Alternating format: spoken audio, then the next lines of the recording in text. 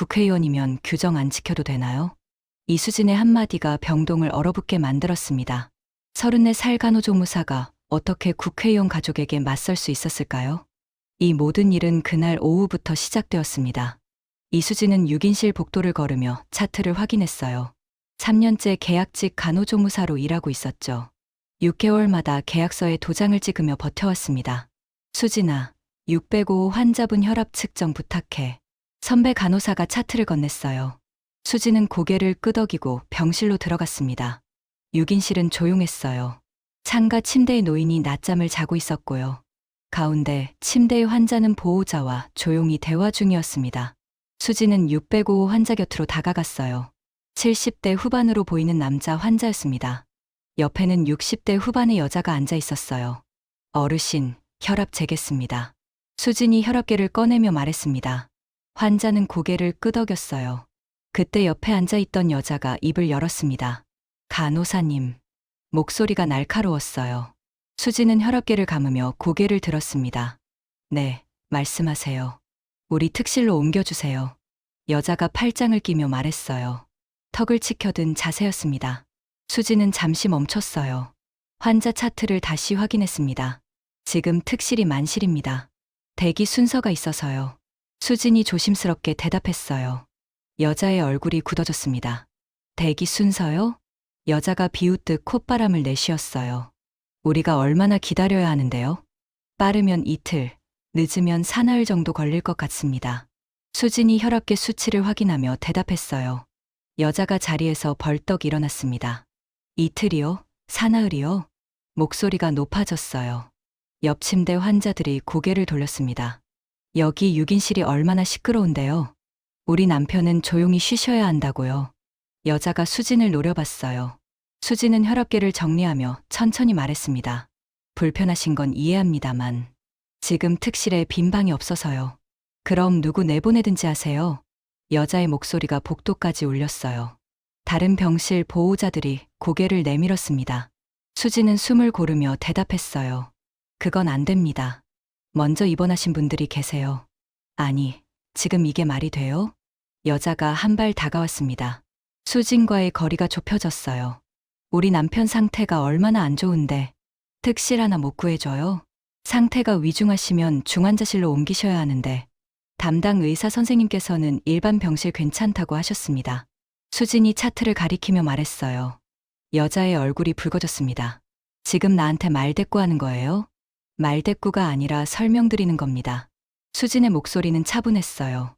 하지만 손끝이 미세하게 떨리고 있었습니다. 여자가 핸드백을 집어들었어요. 안에서 휴대폰을 꺼냈습니다.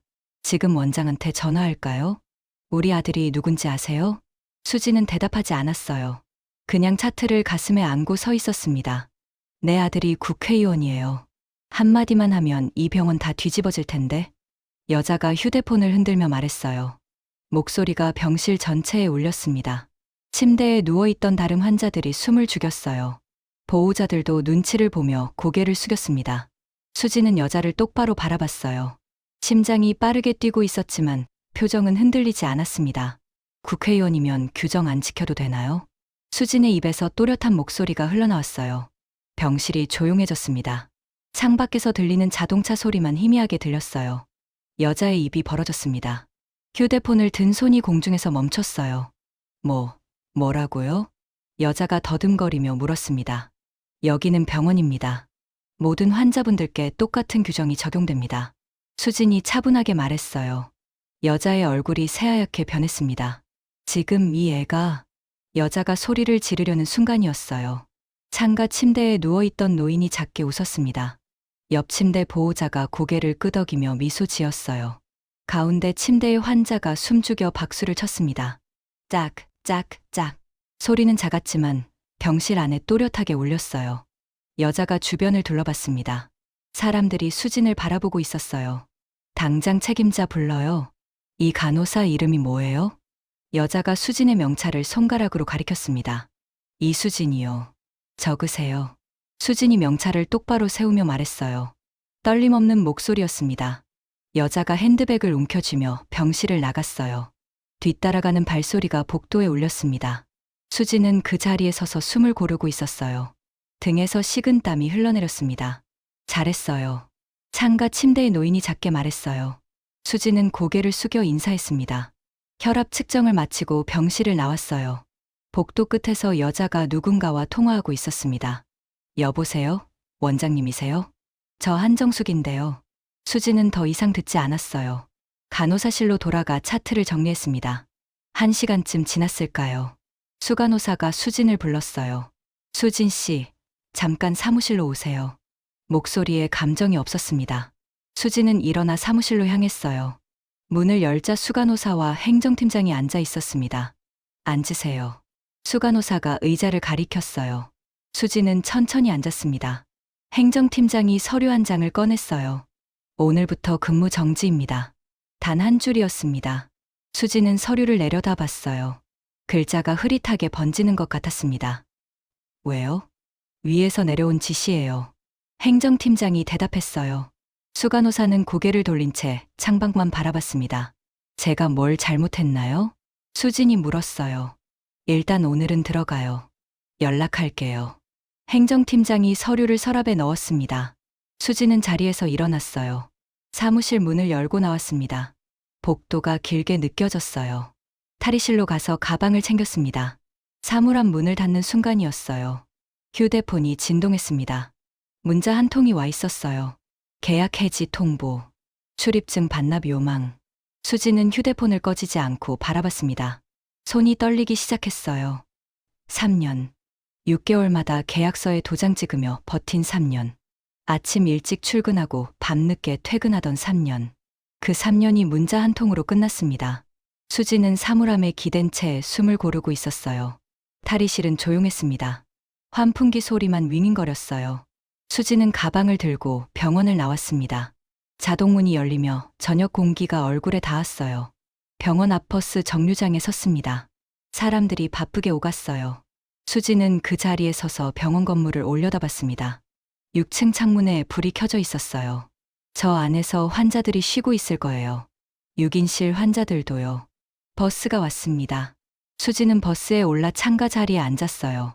창밖으로 병원이 멀어져 갔습니다. 점점 작아지더니 시야에서 사라졌어요. 원룸에 도착했습니다. 현관문을 열고 들어갔어요. 불을 켜지 않았습니다. 그냥 어둠 속에 앉아 있었어요. 휴대폰 화면만 희미하게 빛났습니다. 계약 해지 문자가 아직 그대로 있었어요. 수지는 문자를 스크린샷으로 저장했습니다. 그리고 휴대폰을 내려놓았어요. 창밖을 바라봤습니다. 가로등 불빛이 희미하게 들어왔어요. 국회의원이면 규정 안 지켜도 되나요? 수진이 했던 말이 귓가에 맴돌았습니다. 그 한마디가 이렇게 큰 대가를 치르게 할 줄은 몰랐어요. 수지는 한참 동안 어둠 속에 앉아 있었습니다. 그리고 천천히 일어나 불을 켰어요. 수지는 침대에 누운 채 천장만 바라봤습니다. 커튼 사이로 햇살이 비스듬히 들어왔지만 일어날 힘이 없었어요. 어젯밤 한숨도 못 잤습니다.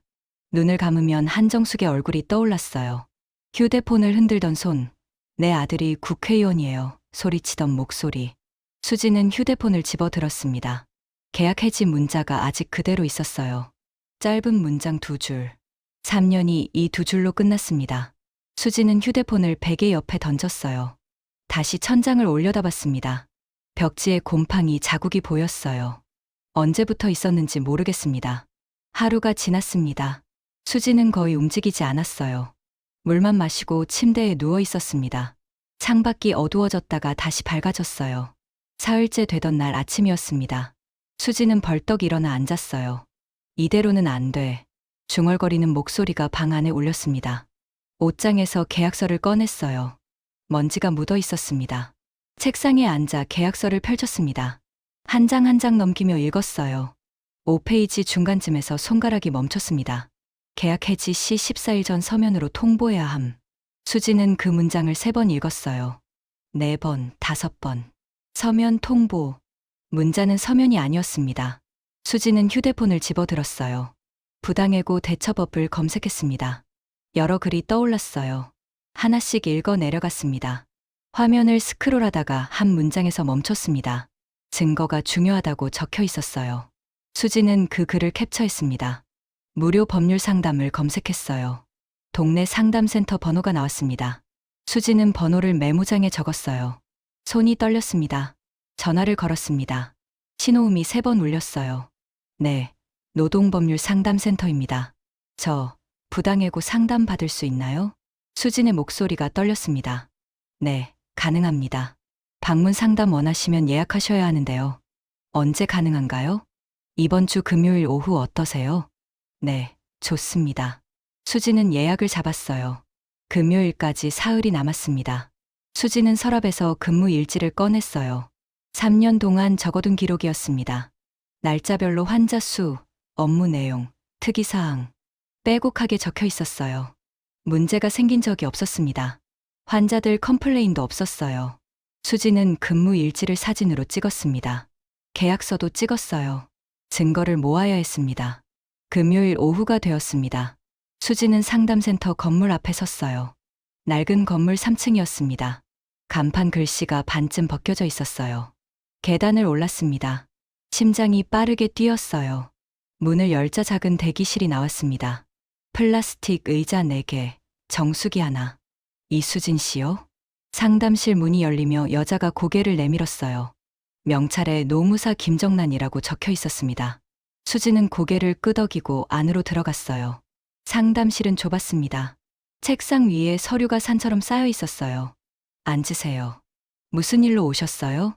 김정란이 펜을 꺼내며 물었습니다. 수지는 가방에서 서류를 꺼냈어요. 계약서, 근무일지, 문자 캡처. 말을 시작했습니다. 병원에서 일했던 이야기, 갑작스러운 해고, 통보. 김정란이 서류를 받아 펼쳤습니다. 빠르게 훑어봤어요. 계약서 한 페이지를 가리켰습니다. 서면 통보 조항이었어요. 김정란의 목소리가 단호했습니다. 문자는 서면이 아니라고, 명백한 위반이라고. 수진의 눈이 커졌습니다. 김정란이 펜을 내려놓았어요. 싸우려면 증거가 더 필요하다고 했습니다. 수진은 잠시 망설였어요. 입술을 깨물었다가 입을 열었습니다. 그날 일을 천천히 설명했습니다. 한정숙의 고함, 국회의원 발언, 환자들의 박수. 김정란이 고개를 끄덕이며 들었어요. 보호자 이름을 물었습니다. 수지는 한정숙이라고 대답했어요. 목격자는 있냐고 물었습니다. 6인실 환자 5분이라고 했어요. 연락처는 없었습니다. 개인정보라 함부로 구할 수 없었어요. 김정란이 메모를 했어요. 할 수 있는 것부터 하자고 했습니다. 병원 민원 기록 확인, 정보 공개 청구. 서류를 한 장 꺼내 건넸어요. 그리고 온라인 검색도 해보라고 했습니다. 그 보호자 이름으로요. 수지는 고개를 끄덕이며 메모했습니다. 상담이 끝나고 집으로 돌아왔어요. 수지는 노트북을 켰습니다. 검색창에 한정숙을 입력했어요. 몇 개 결과가 나왔습니다. 관련 없는 사람들이었어요. 한정숙 병원으로 다시 검색했습니다. 커뮤니티 게시판 글 하나가 떴어요. 수지는 클릭했습니다. 글이 화면에 떴어요. 작성자는 한숙, 날짜는 해고 당일 저녁. 수진의 심장이 빠르게 뛰기 시작했습니다. 글을 읽기 시작했어요. 한정숙이 쓴 글이었습니다. 간호사 불친절, 특실 요청 거절, 규정만 따진다는 내용. 국회의원 아들 이야기도 자랑처럼 적혀 있었어요. 수진의 손이 떨리기 시작했습니다. 스크롤을 내렸어요. 댓글이 수십 개 달려 있었습니다. 수진은 첫 번째 댓글을 읽었어요. 한정숙을 비난하는 내용이었습니다. 두 번째 댓글도 마찬가지였어요. 세 번째, 네 번째도요. 수지는 댓글을 하나하나 읽어 내려갔습니다. 국회의원 아들이면 특별 대우 받냐는 댓글. 간호사가 규정 지킨 건데 뭐가 문제냐는 댓글. 오히려 한정숙이 진상이라는 댓글. 수지는 화면을 뚫어지게 바라봤어요. 한정숙이 스스로 증거를 남긴 거였습니다. 자기가 간호사를 괴롭혔다고, 국회의원 아들을 내세웠다고. 수지는 마우스를 움직였습니다. 스크린샷을 찍기 시작했어요.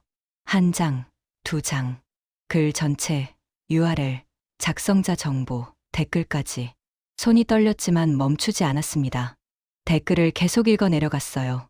한 댓글이 눈에 들어왔습니다. 헬스클럽 이야기가 적혀 있었어요. 그곳에서도 비슷한 일이 있었다는 내용. 수지는 그 댓글도 캡처했습니다. 더 검색했어요. 한정숙 국회의원을 입력했습니다. 다른 커뮤니티에 글이 하나 더 있었어요. 레스토랑 이야기였습니다.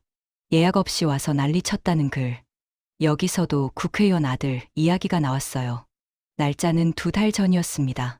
수지는 모든 글을 캡처했어요. 폴더를 만들어 저장했습니다. 창밖을 바라봤습니다. 해가 지고 있었어요. 혼자가 아니었습니다. 다른 사람들도 당했어요. 수지는 휴대폰을 집어들었습니다. 같은 병동 선배 민지에게 전화를 걸었어요. 신호음이 3번 울렸습니다. 여보세요? 언니, 나 수진이야. 민지의 목소리가 갑자기 낮아졌어요. 수진아. 그날 일 혹시 다른 사람들도 알아? 전화기 너머로 민지가 숨 쉬는 소리가 들렸습니다. 잠시 침묵이 흘렀어요. 수진아, 미안한데. 민지의 목소리가 작아졌습니다. 나도 무서워. 병원에서 함부로 말하지 말라고 했어. 언니, 나중에 연락할게. 통화가 끊겼습니다. 수지는 휴대폰을 귀에 댄 채 멈춰 있었어요. 신호음만 울렸습니다. 민지도 피하는 거였어요. 3년 동안 같이 일했던 선배가요. 수지는 휴대폰을 내려놓았습니다. 가슴이 답답했어요. 목구멍이 막히는 것 같았습니다. 하지만 포기할 수 없었어요. 책상 위에 놓인 스크린샷 파일들을 봤습니다. 한정숙의 글, 댓글들, 다른 피해 사례들. 증거가 모이고 있었습니다. 수지는 김정란에게 이메일을 보냈어요. 제목에 증거 찾았습니다라고 적었습니다. 첨부 파일로 스크린샷을 전부 넣었어요. 전송 버튼을 눌렀습니다. 잠시 후 답장이 왔습니다. 잘했다는 내용이었어요. 이거면 시작할 수 있다고, 월요일에 다시 만나자고. 수지는 이메일을 읽고 또 읽었습니다. 가슴속에서 뭔가가 단단해지는 느낌이었어요. 창밖을 바라봤습니다. 밤이 내려앉고 있었어요. 하지만 이제 혼자가 아니었습니다. 김정란이 있었고 증거가 있었어요. 수지는 노트를 꺼내 한 줄을 적었습니다. 할 수 있는 것부터 하자. 그 문장을 손끝으로 짚었어요. 내일 할 일을 정리했습니다. 병원 정보 공개 청구, 증거 더 찾기, 노무사 재상담. 하나씩 적어 내려갔어요. 빈 페이지가 채워졌습니다. 수지는 노트를 덮고 자리에서 일어났어요. 냉장고를 열어 물을 꺼내 마셨습니다. 며칠 만에 제대로 먹는 것 같았어요. 샤워를 하고 침대에 누웠습니다. 오랜만에 잠이 올 것 같았어요. 눈을 감았습니다. 한정숙의 얼굴이 떠올랐지만 이번엔 달랐어요. 두렵지 않았습니다. 수지는 깊은 잠에 빠져들었어요. 월요일 아침이었습니다. 수지는 노트북을 열어 이메일을 확인했어요. 김정란에게서 답장이 와 있었습니다. 오늘 오후에 만나자는 내용이었어요. 병원 정보 공개 청구 양식을 함께 작성하자고. 수지는 답장을 보냈습니다. 알겠다고, 3시에 가겠다고. 이메일을 닫으려는 순간이었어요. 새 메일 알림이 떴습니다. 발신자는 모르는 이메일 주소였어요.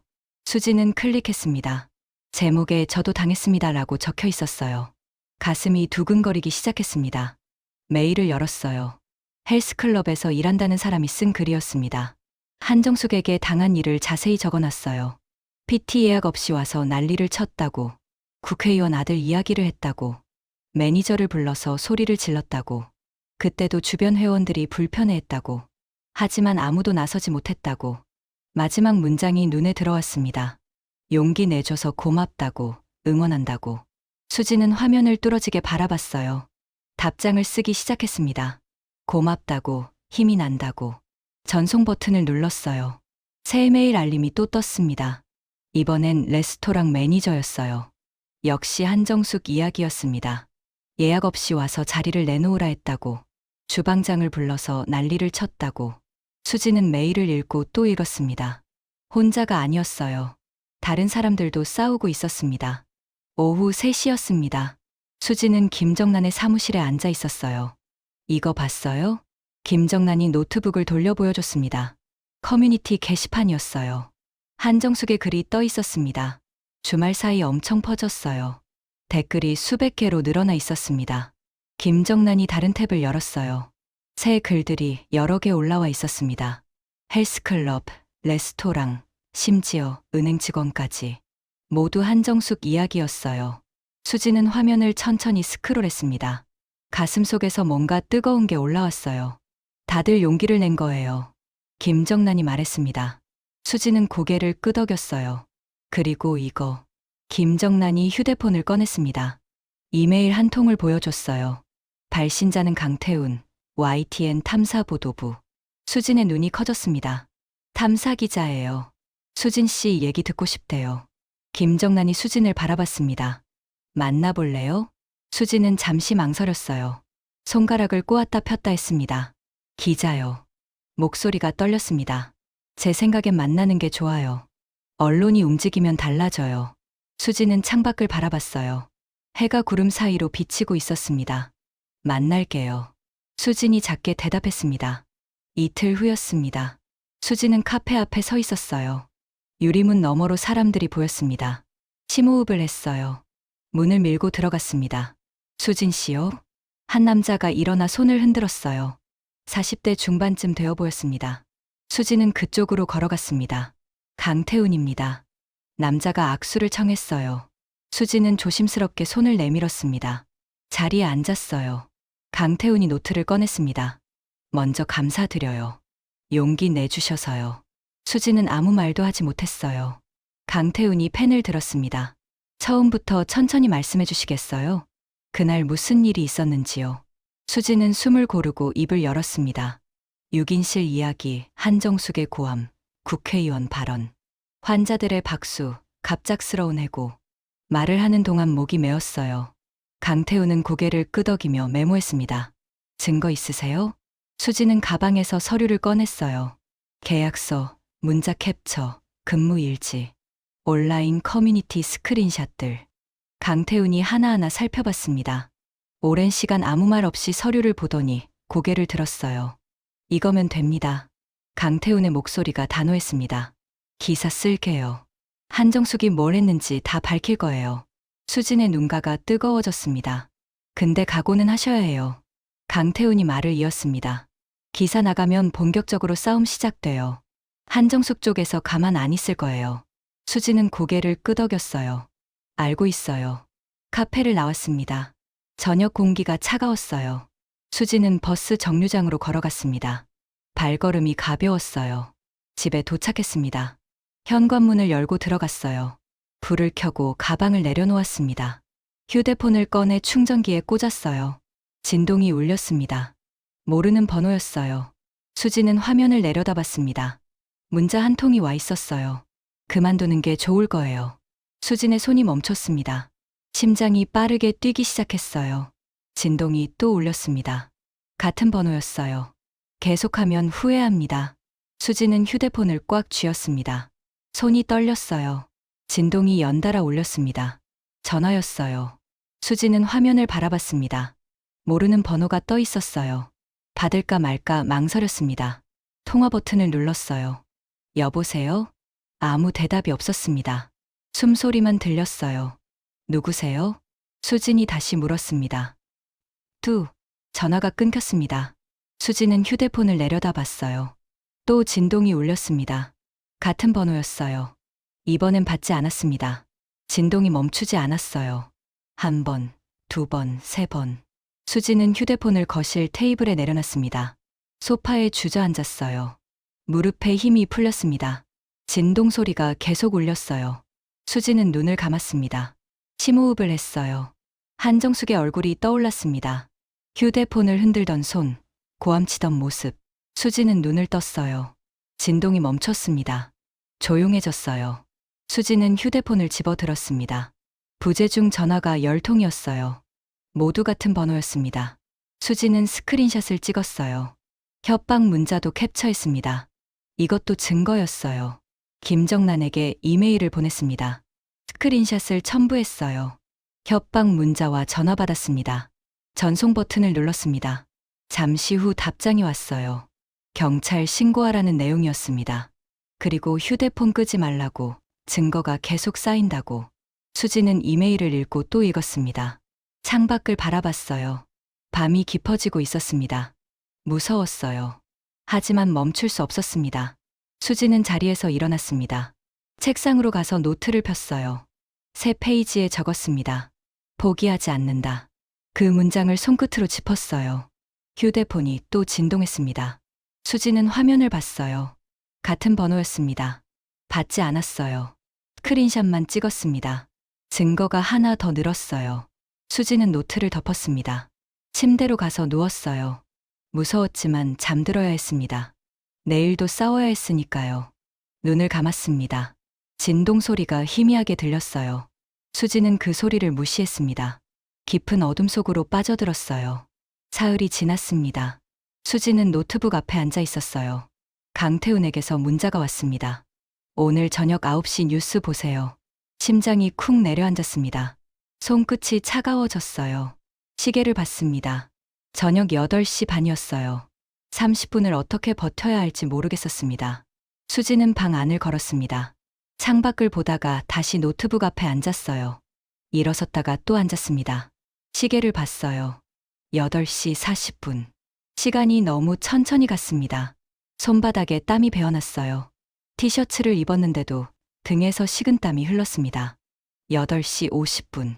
수지는 뉴스 사이트에 접속했어요. 화면을 새로 고침했습니다. 또 새로 고침했어요. 손이 떨렸습니다. 9시가 되었습니다. 메인 화면이 바뀌었어요. 첫 번째 기사 제목이 눈에 들어왔습니다. 국회의원 가족, 병원 직원 갑질 논란. 수지는 숨이 멎는 것 같았어요. 가슴이 터질 듯 뛰었습니다. 클릭했습니다. 화면에 글이 떠올랐어요. 한정숙 이야기였습니다. 6인실 특실 요구, 국회의원 아들 발언, 수진의 해고, 헬스클럽 제보, 레스토랑 제보까지 모두 실렸어요. 수지는 화면을 뚫어지게 바라봤습니다. 눈물이 핑 돌았어요. 스크롤을 내렸습니다. 한정숙이 쓴 커뮤니티 글 캡처가 있었어요. 댓글 반응까지 그대로 실렸습니다. 수진의 목이 메었습니다. 눈물이 뺨을 타고 흘러내렸어요. 닦지 않았습니다. 그냥 흐르는 대로 두었어요. 기사 아래 댓글창을 봤습니다. 댓글이 실시간으로 올라오고 있었어요. 하나, 둘, 10개, 20개. 순식간에 100개를 넘어섰습니다. 수지는 댓글을 읽기 시작했어요. 응원하는 내용이 대부분이었습니다. 가슴이 벅차올랐어요. 휴대폰이 울렸습니다. 김정란이었어요. 기사 봤어요? 대박 났어요. 네, 지금 보고 있어요. 수진의 목소리가 떨렸습니다. 전화를 끊었어요. 휴대폰이 또 울렸습니다. 모르는 번호였어요. 문자가 와 있었습니다. 응원합니다. 끝까지 싸우세요. 수지는 휴대폰을 가슴에 안았습니다.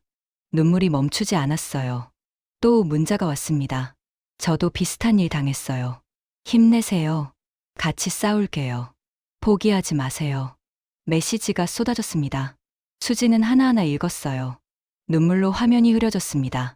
가슴속에서 뜨거운 게 솟아올랐어요. 혼자가 아니었습니다. 노트북 화면을 봤습니다. 기사 댓글이 1000개를 넘어섰어요. 실시간 검색어 순위도 올라가고 있었습니다. 5위, 3위, 2위. 한정숙 갑질이 1위에 올랐어요. 수지는 화면을 보며 웃었습니다. 눈물이 흐르는데 웃음이 나왔어요. 세상이 움직이고 있었습니다. 다음 날 아침이었습니다. 수지는 경찰서 민원실에 앉아 있었어요. 김정란이 옆에 있었습니다. 경찰관이 조서를 작성하고 있었어요. 협박 문자 총 몇 통 받으셨어요? 25통이요. 수진이 대답했습니다. 목소리가 떨렸어요. 그날 밤이 떠올랐습니다. 모르는 번호에서 쏟아진 협박들. 전화는요? 30통 넘게요. 경찰관이 고개를 끄덕이며 적었어요. 휴대폰 보여주시겠어요? 수지는 휴대폰을 건넸습니다. 손이 떨렸어요. 경찰관이 화면을 확인했습니다. 이거 전부 캡처하셨네요. 잘하셨어요. 조서 작성이 끝났습니다. 수지는 펜을 들었어요. 손이 떨렸지만 또박또박 이름을 적었습니다. 경찰서를 나왔어요. 햇살이 눈부셨습니다. 수지는 눈을 가늘게 떴어요. 김정란이 수진을 바라봤습니다.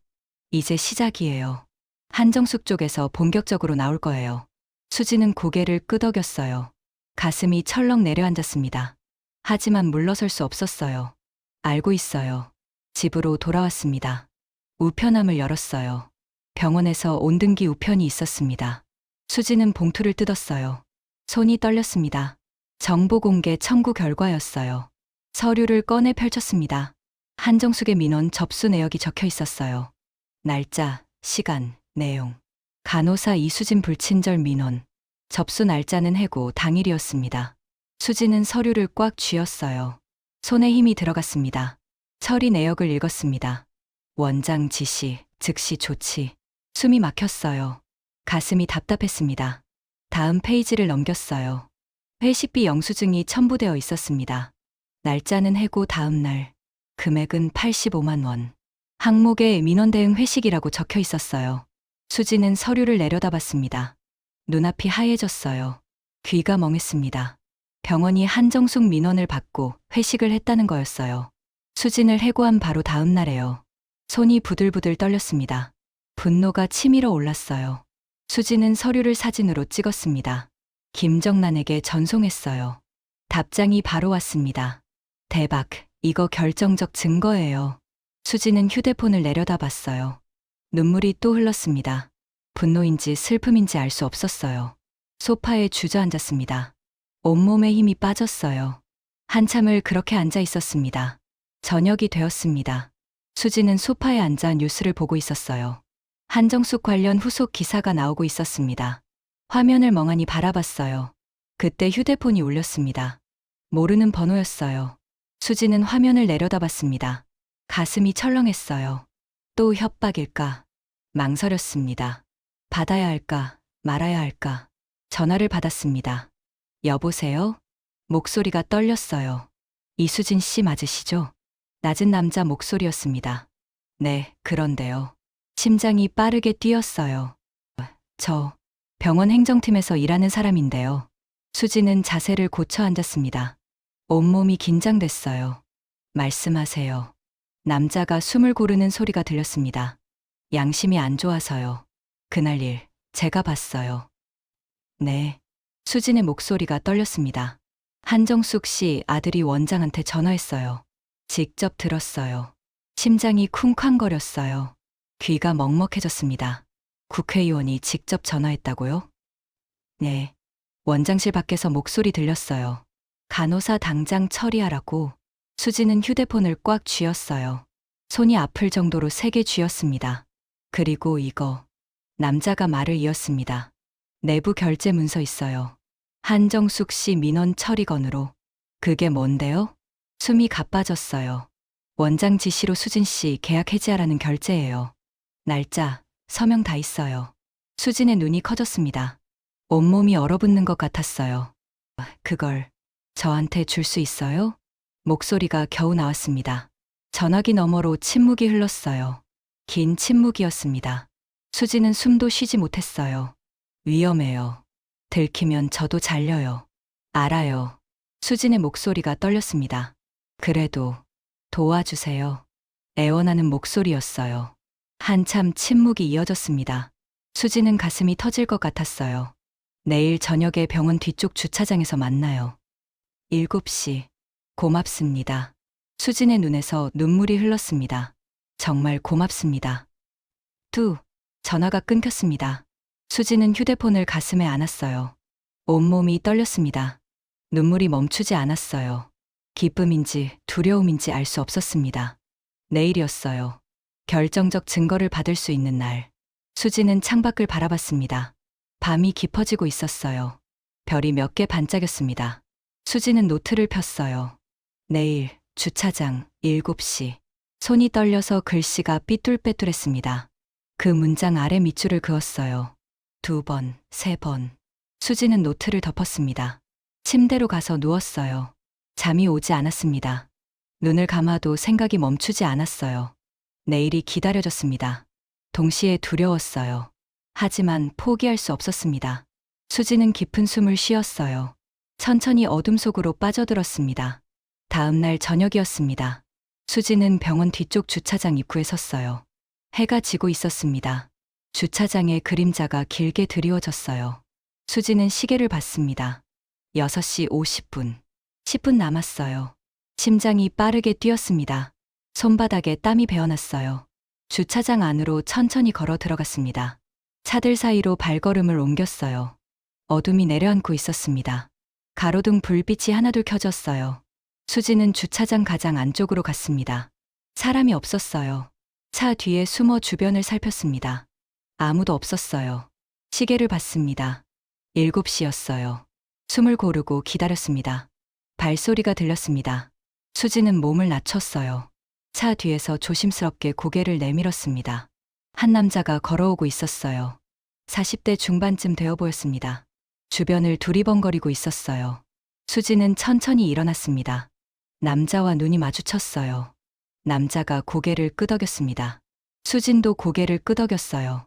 남자가 다가왔습니다. 이수진 씨요? 목소리가 낮았어요. 네. 수진이 대답했습니다. 남자는 가방에서 봉투를 꺼냈어요. 두꺼운 서류 봉투였습니다. 이거예요. 수진은 떨리는 손으로 봉투를 받았습니다. 무거웠어요. 고맙습니다. 수진의 목소리가 떨렸어요. 남자는 주변을 다시 살폈습니다. 빨리 가세요. 여기서 오래 있으면 안 돼요. 네, 알겠습니다. 수진은 봉투를 가방 안에 넣었어요. 조심하세요. 남자가 작게 말했습니다. 선생님도요. 수진이 대답했어요. 남자는 고개를 끄덕이고 돌아섰습니다. 빠른 걸음으로 사라졌어요. 수진은 그 자리에 서서 숨을 고르고 있었습니다. 가슴이 터질 것 같았어요. 주차장을 나왔습니다. 뒤를 돌아봤어요. 아무도 없었습니다. 빠르게 걸었습니다. 버스 정류장까지 뛰다시피 갔어요. 버스를 탔습니다. 창가 자리에 앉아 가방을 꽉 안았어요.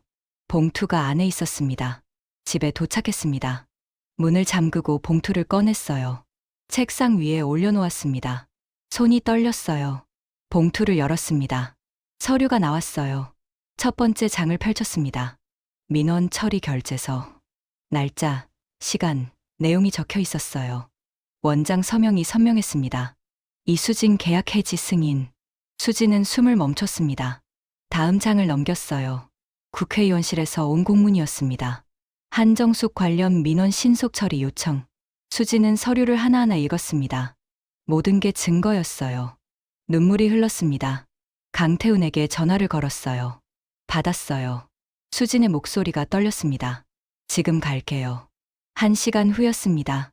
강태훈이 수진의 집에 도착했어요. 서류를 하나하나 살펴봤습니다. 오랜 시간 아무 말 없이 읽었어요. 이거면 됩니다. 강태훈이 고개를 들었습니다. 이거면 끝나요. 수진은 눈물을 닦았어요. 언제 보도할 거예요? 내일 저녁 9시요. 강태훈이 서류를 가방에 넣었습니다. 준비하세요. 엄청날 거예요. 다음 날 아침이었습니다.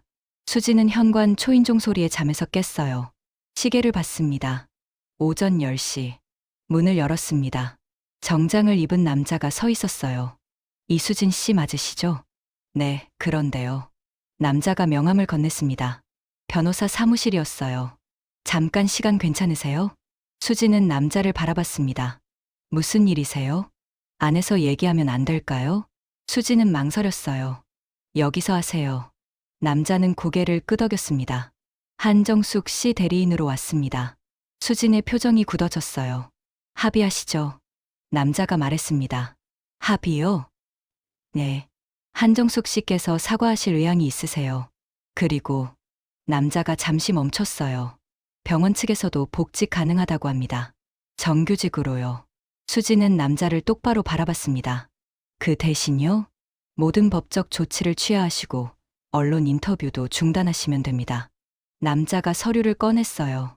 위로금도 드립니다. 5천만 원이요. 수진은 서류를 보지 않았습니다. 그냥 남자를 바라봤어요. 안 돼요. 수진의 목소리는 차분했습니다. 다시 생각해 보세요. 좋은 조건이에요. 안 된다고 했어요. 수진의 목소리가 단호해졌습니다. 이수진 씨. 남자가 한 발 다가왔어요. 소송 가면 오래 걸려요.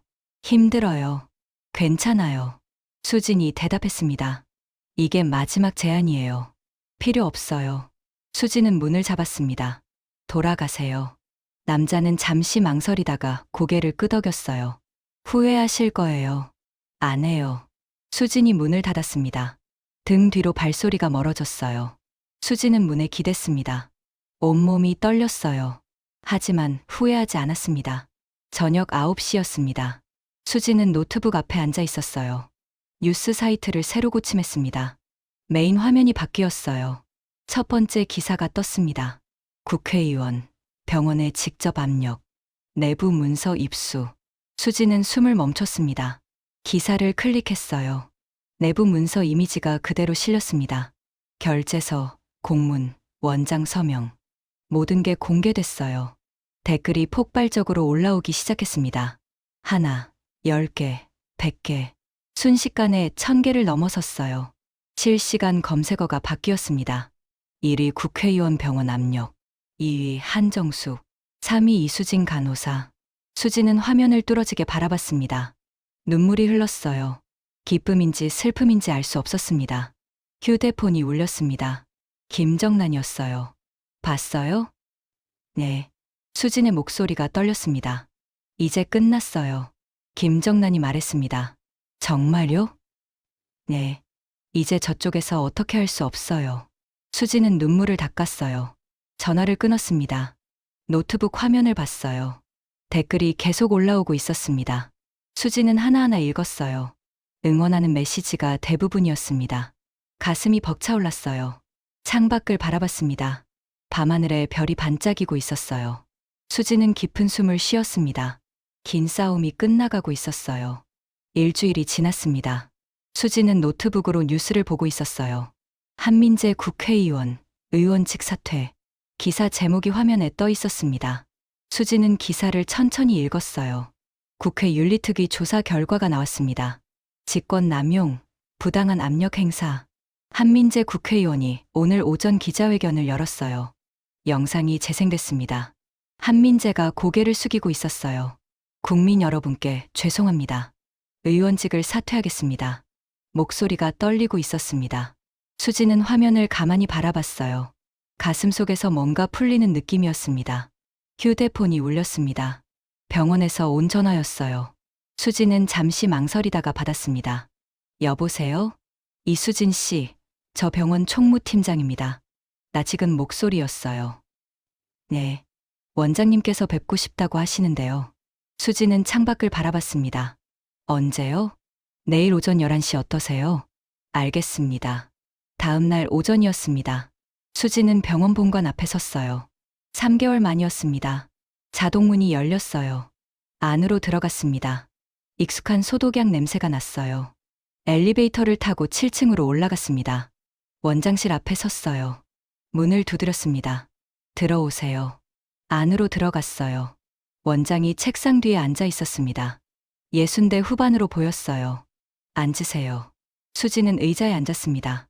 원장은 잠시 말없이 수진을 바라봤어요. 한숨을 쉬었습니다. 미안합니다. 원장이 고개를 숙였어요. 수진은 아무 말도 하지 않았습니다. 변명의 여지가 없습니다. 제가 잘못했어요. 원장의 목소리가 낮았습니다. 압력에 못 이겨서 비겁했어요. 수지는 원장을 바라봤습니다. 공개 사과문 낼 겁니다. 그리고 원장이 서류를 꺼냈어요. 복직하실 수 있어요. 정규직으로요. 수지는 서류를 내려다봤습니다. 거절하겠습니다. 원장의 눈이 커졌어요. 이수진 씨, 이제 다른 일 하고 싶어요. 수진이 말했습니다. 같은 일 당한 사람들 돕고 싶어요. 저처럼 혼자 싸우는 사람들요. 원장은 고개를 끄덕였습니다. 그래도 병원에서 보상은 해야죠. 괜찮아요. 수진이 자리에서 일어났어요. 사과받았으니 됐어요. 원장실을 나왔습니다. 복도를 걸었어요. 6층으로 내려갔습니다. 6인실이 있는 병동이었어요. 복도 끝 605 앞에 섰습니다. 문틈으로 안을 들여다봤어요. 6개의 침대가 보였습니다. 환자들이 누워 있었어요. 간호사가 차트를 들고 들어갔습니다. 수지는 그 모습을 잠시 바라봤어요. 웃음이 나왔습니다. 병원을 나왔습니다. 한 달이 지났습니다. 수지는 노동인권 상담센터 사무실에 앉아 있었어요. 작은 책상 하나, 의자 2개, 벽에는 포스터가 붙어 있었습니다. 혼자가 아닙니다. 문이 열렸어요. 30대 여자가 들어왔습니다. 눈이 빨갛게 부어 있었어요. 앉으세요. 수진이 말했습니다.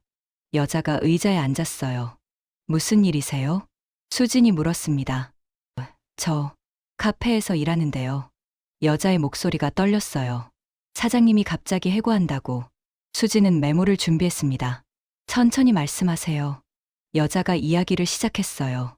수지는 고개를 끄덕이며 들었습니다. 때때로 질문을 했어요. 계약서 있으세요? 문자로 통보받으셨어요? 여자는 하나하나 대답했습니다. 상담이 끝났어요. 할 수 있어요. 수진이 말했습니다. 혼자가 아니에요.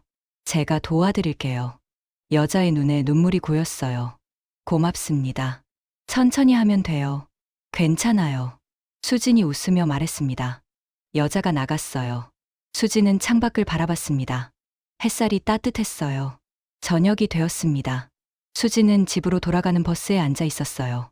휴대폰을 꺼내 뉴스를 봤습니다. 한 기사가 눈에 들어왔어요. 대학병원 간호사 갑질 피해 환자들이 나섰다. 수진은 기사를 클릭했습니다. 다른 대학병원에서 비슷한 일이 있었대요. 환자 보호자가 간호사에게 소리를 질렀답니다. 하지만 이번엔 달랐어요. 같은 병실 환자들이 휴대폰을 꺼내 촬영했답니다. 다른 간호사들도 증언했대요. 병원 측이 즉시 사과했답니다. 수지는 기사를 천천히 읽었어요. 마지막 문장이 눈에 들어왔습니다.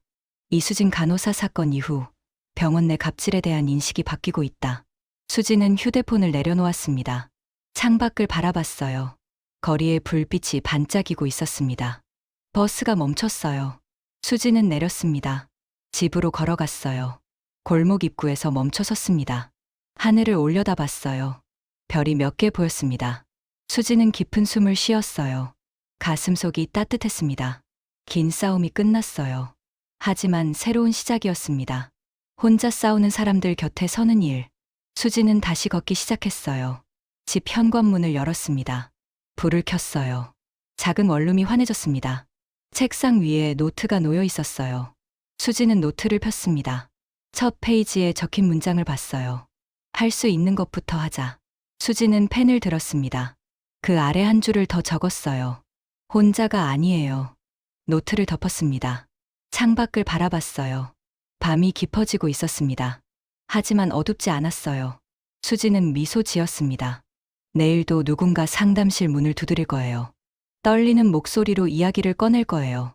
그때 수지는 말할 겁니다. 혼자가 아니에요. 괜찮아요.